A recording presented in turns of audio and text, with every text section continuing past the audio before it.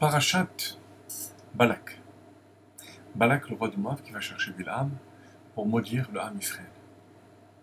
Bilam est obligé de reconnaître qu'il n'a pas la force de maudire les enfants d'Israël, non pas parce qu'il n'est pas assez habile dans ce domaine, mais à cause de Ma'alatan chez Israël, de la force, de la puissance du peuple juif. Alors on est les premiers concernés par justement connaître cette puissance. C'est ce qu'on va essayer de faire aujourd'hui à travers le verset 23 du chapitre 23. Kilo nachash be'Yaakov, ce sont les paroles de Bilam. Velo kesem be'Israël. Il n'y a pas de sorcellerie, il n'y a pas de manipulation de force impure parmi les bénis Israël. Caïn est comme un certain moment qu'on a vécu. Vous allez voir tout de suite, il s'agit de Matan Torah. Ya'amer le Yaakov ou l'Israël ma pa'al el. On dira à Yaakov et Israël toutes les actions de Dieu. Ça veut dire que les enfants d'Israël ont la force de Matan Torah. Écoutez bien l'explication de Rashi.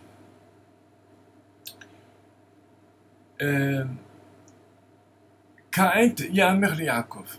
Rashi donne deux explications. עוד עתיד להיות עת כזאת, כעת הזאת אשר תגלה חיבתן לעין כל. Il va y avoir un moment où l'amour qu'a Akadosh Baruch Hu envers le peuple juif va se révéler aux yeux de tous. שאין יושבים לפניו ולומדים תורה מפיו. Ils vont être devant Dieu et apprendre la Torah de la bouche même de Dieu.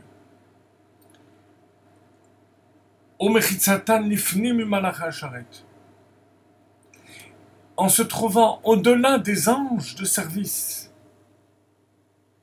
Et les anges eux-mêmes vont demander quelles sont les actions de Dieu. C'est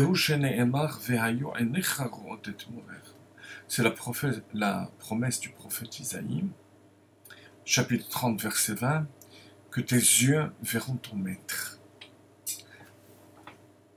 Voilà, dit Bilam, la force du peuple juif. Et vous voulez que je le maudisse? Ceux qui sont capables de parler avec Akadosh Baruch Hu, de voir Dieu, de recevoir l'enseignement divin. Ça s'est produit quand? Au moment de Matan Torah. Nos yeux ont vu la présence de Dieu. Et on a entendu de la bouche de Dieu. Ça va se reproduire lorsque Mashiach viendra.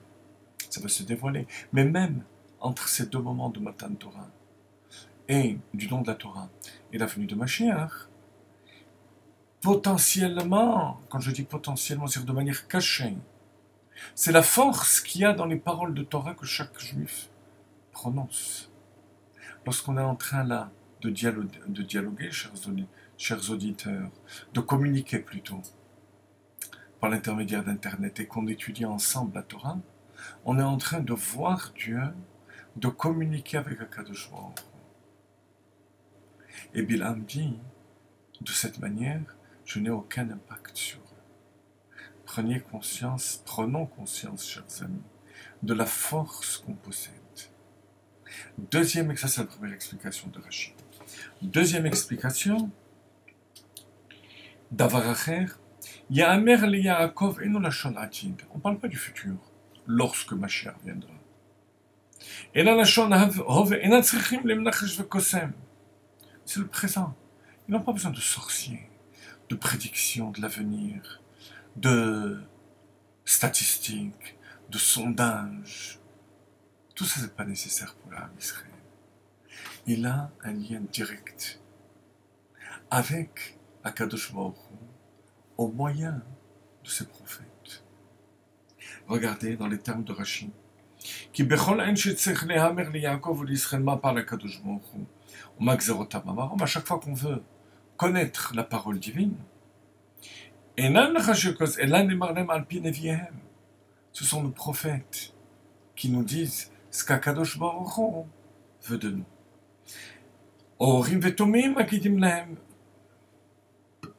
Ça veut dire, chers amis, que nos maîtres dans chaque génération, les rabbins, les tzadikim, ont ce pouvoir qu'Akadosh Baruch Hu leur ont conféré de transmettre la parole d'Akadosh Baruch Hu.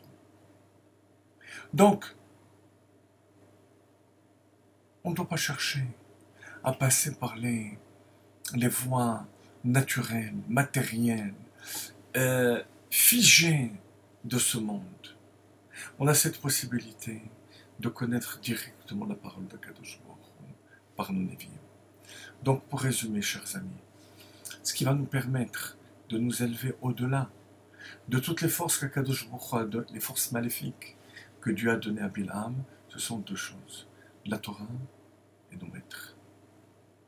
La Torah qui nous permet directement de développer une force considérable, même si elle est cachée, qu'elle se dévoilera d'avant.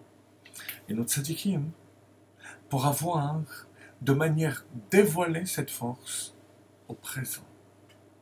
Et avec ça, tous les Bilham de tous les genres disparaissent.